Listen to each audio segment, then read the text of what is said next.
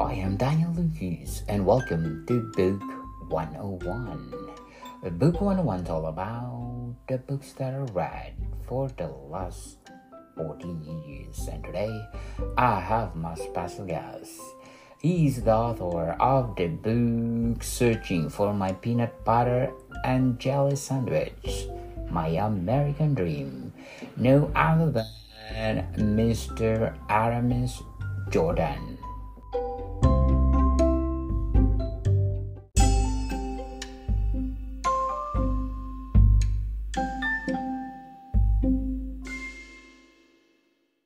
Hello. Thanks for having me. Welcome to Book 101, Mr. Jordan, and can you please introduce yourself? Yep, my name is Aramis Jordan. I actually live in Myrtle Beach, South Carolina. It's actually only been here about 3 months, but I'm originally from the island of Puerto Rico, and I lived most of my life in the state of Massachusetts.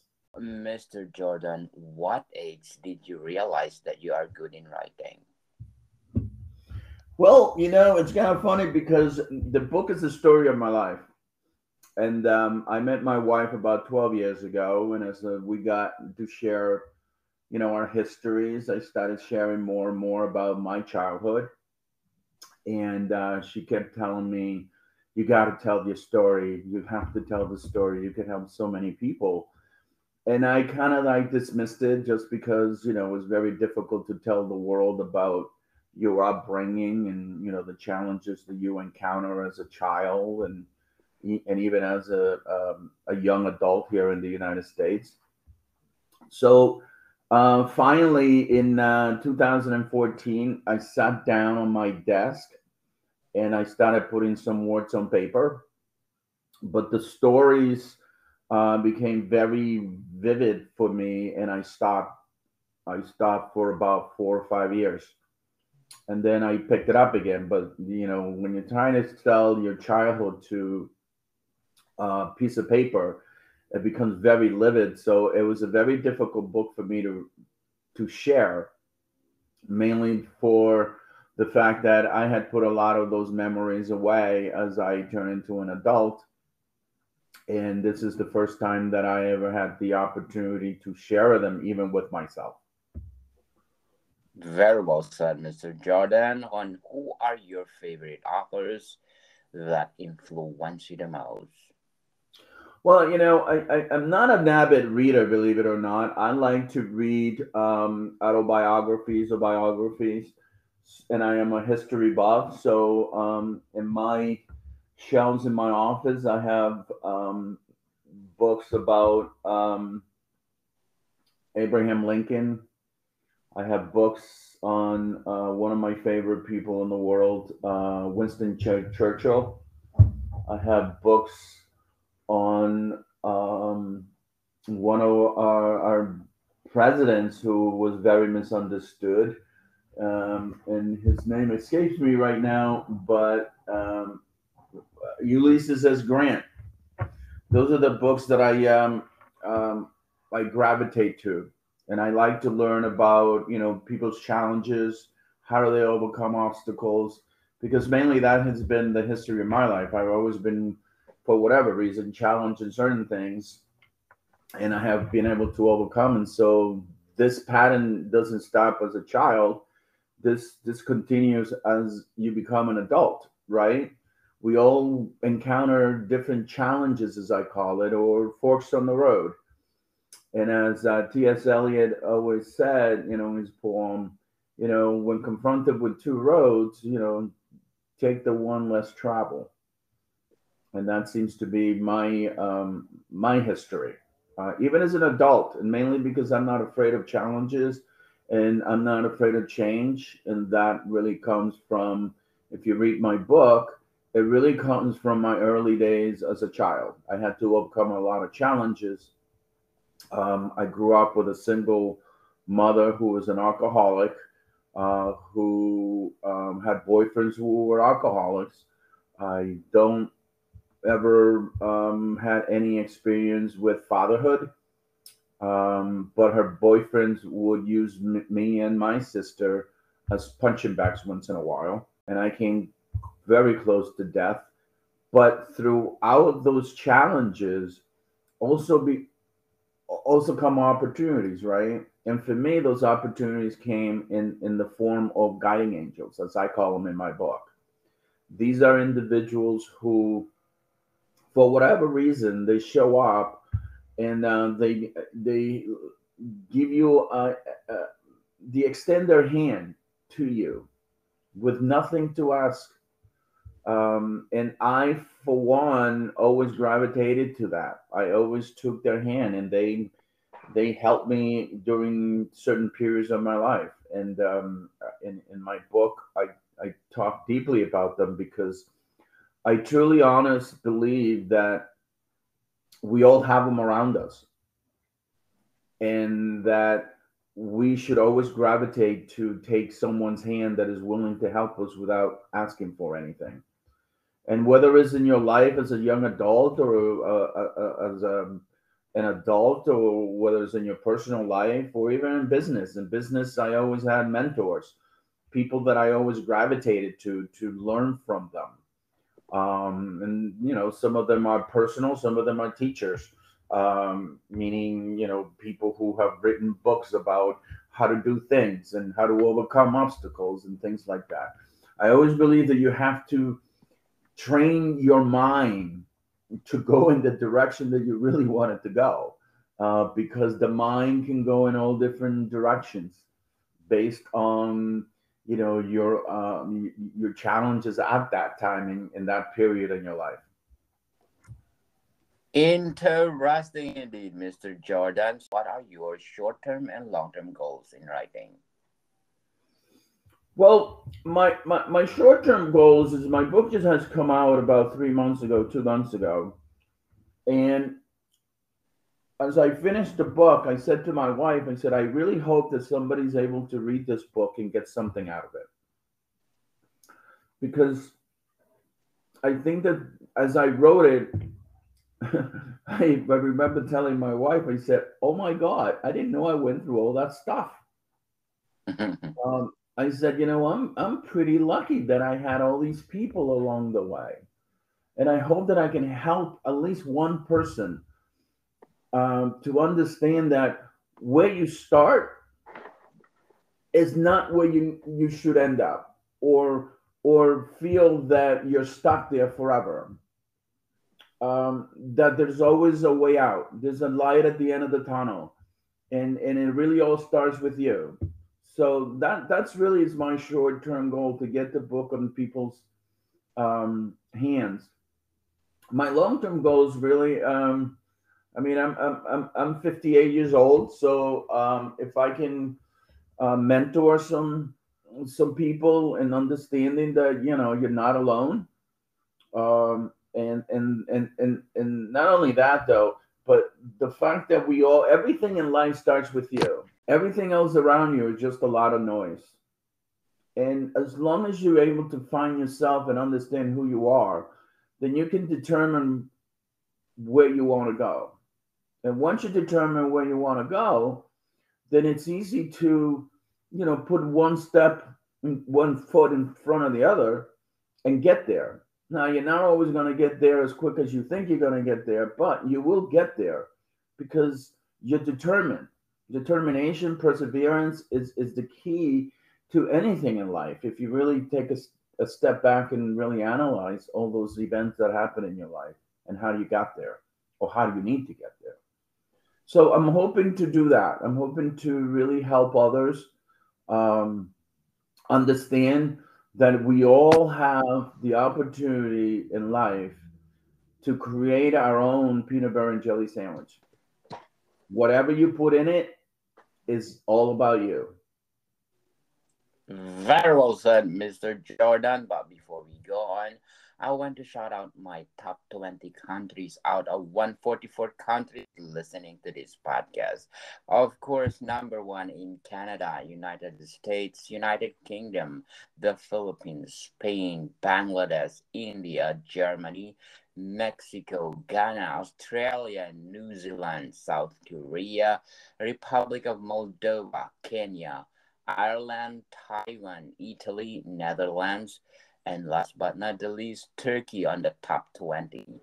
Thank you so much for supporting this podcast, because this podcast is created to empower all over the world, like Mr. Aramis Jordan.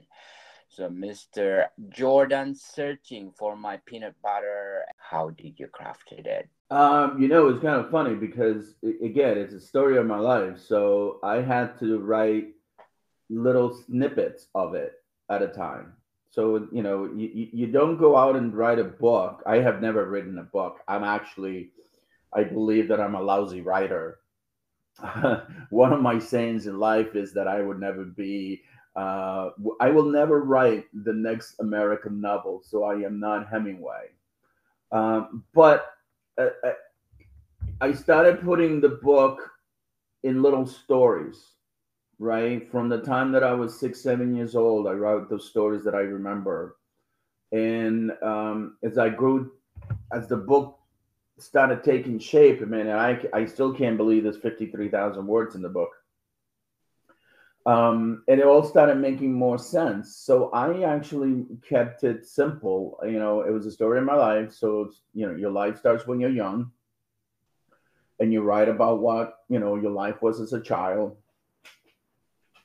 And then for me, I had the opportunity to create three different large pieces. One, it was my life before coming to the United States and the challenge that I had to overcome while I was in Puerto Rico.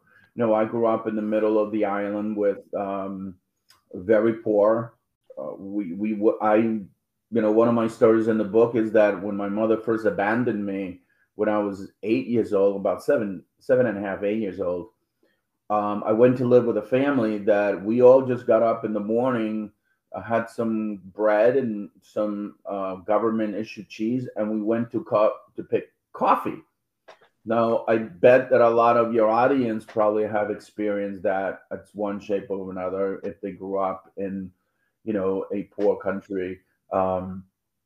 And to me, that was life. I mean, at 7.5 years old, I didn't go to school. I didn't even know what school was. And we went and picked coffee until I was 3 o'clock in the afternoon. We came back and we had our dinner. I had a little time to play, and we went to bed. Those stories, came together through memory. And there were a few rewrites. I mean, the book took a long time to write. But that's how it came together. It was just really me and going back in time. The challenge that I had as a child. Then, you have an international audience. And then I come to the United States. Now, Puerto Rico has been a territory of the United States. So I've been a citizen way before I was born. But as I came to the United States, I realized that, hey, nobody really knows that you are a U.S. citizen, because kids back then didn't realize that I was a U.S. citizen. So I was treated differently. But I wasn't just treated differently from the regular kids. I was treated differently by the Spanish kids as well. And the reason was that I didn't, I just came here from the island. I didn't know any English. Couldn't write it, couldn't read it, couldn't speak it. So that by itself made me an isolated child who was picked on by both the Spanish kids who lived in my building and the kids that were in school. So that was interesting for me, because as I write in my book, you leave one challenge life, and I came here when I was 12, and to come to a strange country, because to me, coming to the United States was totally different. It was culture shock for me. I come from an island that had a lot of trees, and I grew up with animals and, no heat. And, the closest building was probably half a mile away. And then I come to the United States, and I'm surrounded by concrete and tall buildings and cars and et cetera, et cetera. So that was very challenging for me as well. But it was through school my teacher, my fifth grade teacher, which I mentioned in the book, that things started coming together for me, meaning that my goals and objectives were imprinted in my head from an early age. Between the age that I was 9 and 12, just before I came to the United States, I always wanted to go to college. It was something that I read, it's something that I gravitated to. And when I came here to the United States, the challenge for me was I don't care what's around me, I still want to go to college. But in order to get to college, I needed to graduate high school. And in order to get to high school, I needed to really get through the fifth and sixth and seventh grade here in the United States. And I needed to learn English. So when you break your life in the, or your goals into small pieces, then it becomes more clear how you need to achieve them, right? So the number one thing that I concentrated on was I needed to learn English. So I wasn't going out to playing with the kids outside. I wasn't, I was a very shy kid, but I was shy because I was determined to learn English. So I would take Spanish books and turn them into English and English books into Spanish. And I would watch TV shows to learn what they were saying and trying to, understand the language.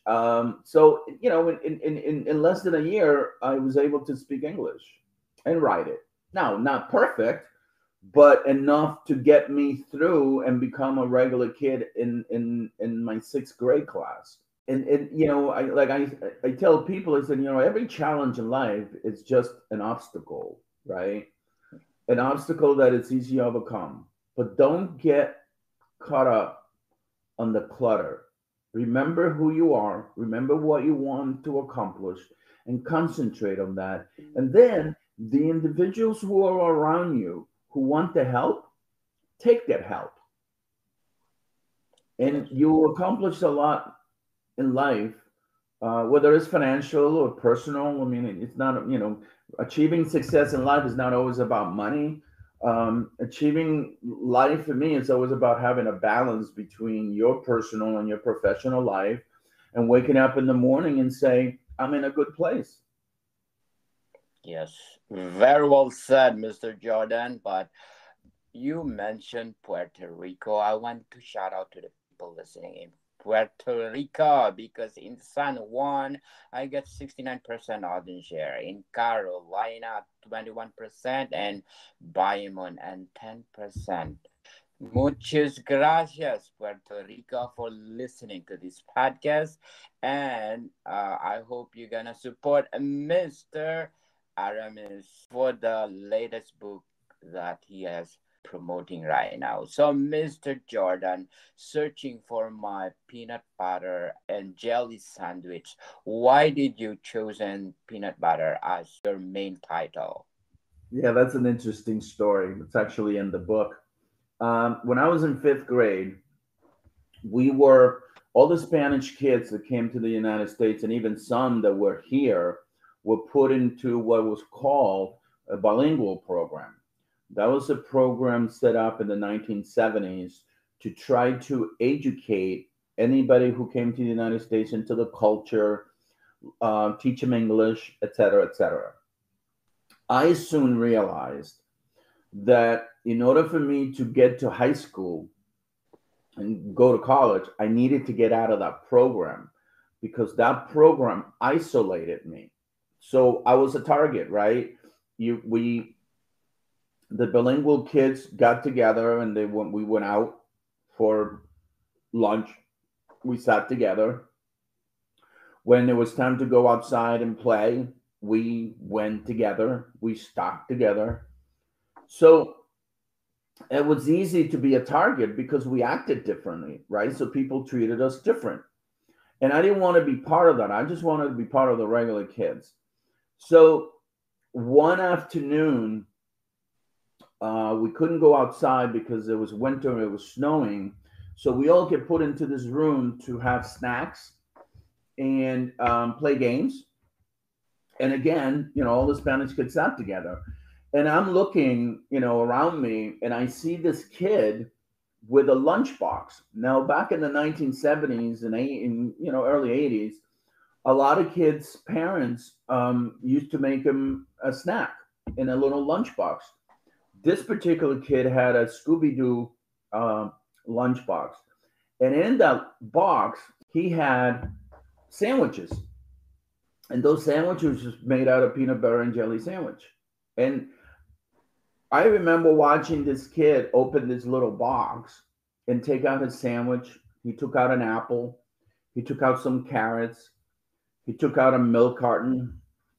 He took out some potato chips. And I watched this kid enjoy that peanut butter and jelly sandwich. And I watched him, the peanut butter and jelly sandwich used to get stuck in his bracelets because his parents had taken him to the dentist to fix his teeth. And he was well dressed. And all I could imagine was what a wonderful life this kid had. Because my life at home consisted of dealing with my mother's alcoholism and her boyfriends fighting, and et cetera, et cetera. And my mother never made me a lunchbox. So I could only imagine what his life was at home. How wonderful it was that he would go home and his parents would ask him, "How was school today? Do you have any homework?" Make him dinner, make him a lunchbox for the next morning. And as I watched this kid, I realized that that is the life that I wanted. So I visualized that. I visualized that through the rest of my fifth grade, the sixth grade, seventh, eighth grade. I visualized this kid's life that I really wanted. And to me, the peanut butter and jelly sandwich symbolizes that, symbolizes the American dream, because every child wants a home with warmth, with loving parents, with food to eat, with clothes. And to me, that kid became the symbol, and that peanut butter and jelly sandwich became the symbol that I strive for through life. I always wanted to have my peanut butter jelly sandwich because to me, that was the American dream. From a kid coming from the island of Puerto Rico and having to deal with abuse and abandonment and alcoholism, to me, watching that kid just gave me what I needed to be motivated, because that kid was no different than me. He just happened to have a loving parent and a wonderful life at home. Very well said, Mr. Jordan. So, what are the challenges facing when you're writing, searching for my peanut butter and jelly sandwich? My biggest challenge was just trying to get through a story, because quite often my wife would be yelling at me and she goes, "Are you crying again?" Now I'm 58 years old. I started this book a few years back, and every time I would write something, it would be very emotional. So writing your own story is not the easiest thing in the world, especially if you had a challenging life like I have, especially your childhood, because it brings about memories and allows you to reflect. But it becomes very emotional. So to me, that is the biggest challenge. And I'll give you a secret. I wrote the book, and the book has been on Amazon for about a month now. And I got a copy of the actual book about 2 months ago. And I opened it to read it. I mean, I know what's in it, right? I put the stories together and all that. But this is the final product. And I started reading it, and I had to stop. And I said to my wife, I said, I can't read the book. I said, it's just too emotional. Challenge for me is that I'm hoping someday to be able to sit down and read the whole book. Yes, and according to Miss Lisa L., I must read. What are the elements that you put in your memoir that make your readers glued to it? My fifth grade teacher read the book, and she said, whenever a writer is able to put you, the reader, into his life and through visuals, the writer accomplishes something that most people can't, right? Because it's it's a long story, right? It's a history. It's my life for 50 some odd years. So in order, somebody just got the book and wrote something on Facebook saying that my husband and I got the book and we haven't been able to put it down. And I get that a lot because one story, it's almost like you're fighting. The reader is rooting for something to happen good to you, so they need to keep turning the page.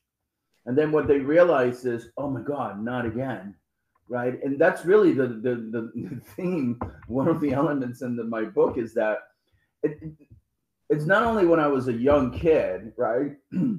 My mother abandoned me when I was 7.5 years old when she came to the United States. I got sick, almost died. I went to live with a nurse and a trucker for 3 years, who instilled in me a lot of the things that I carry with me today. But then they gave me back to my mother. They dropped me off one day as a 12-year-old kid, telling me that they're going to pick me up on Sunday afternoon. And, that was back in 1977, and they never picked me up.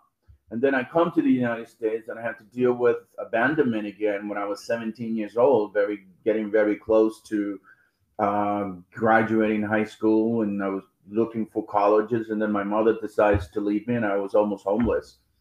But in every single instance, there's like these ups and downs, right?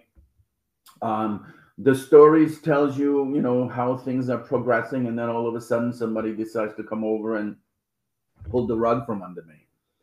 And I didn't buckle under that. I just picked up my head, and as a young kid, and then as a teenager, as a young adult, as an adult, and you build that resilience through your experiences. So I tried to put that in the book. Even though it's the story of my life, I try to give some lessons as to why it is so important that you don't do things alone. But most importantly, don't let the world around you dictate who you are. Understand who you are and what you want to do, and just, whether you put it in writing or just put it to memory, then just get that path and start walking towards those goals and objectives. Sometimes you'll be able to run, sometimes you'll be able to sprint, and sometimes you're going to have to take a step back because you'll get a setback. But that doesn't mean it's the end. It's just a setback. Life is not supposed to be perfect. So take those setbacks as learning experience and how now to do something, and then keep walking forward. And I think in the book I put those elements in because, to me, it's very easy to be overwhelmed by the world around you and the negativity around you, right? If we look around us today, the world is going to end and things are not the same, and there's no way that we can achieve the American dream. I got to tell you, the American dream is alive today, just like it was in 1977. But it's not something that is given to you. It's something that you have to really want, and you can accomplish it. I mean, I have a wonderful life. I have a wonderful family. I have a wonderful wife. I live in a beautiful house that we just built. And all that was accomplished because that's what I wanted. I wanted that peanut butter and jelly sandwich, and that's what we got. And we've done it in the middle of the world's gonna end. And I think that most people need to realize that don't look at the world around you to accomplish your goals, and don't blame, others for the things that happen to you. Everything is a learning experience. In the book, you realize that, I should have been a statistic. I should have been either dead, a drug dealer, or definitely in jail. Why? Because as a Puerto Rican living in the United States from a poor family, collecting welfare, living in an alcoholic household, that's what life tells me I should have accomplished.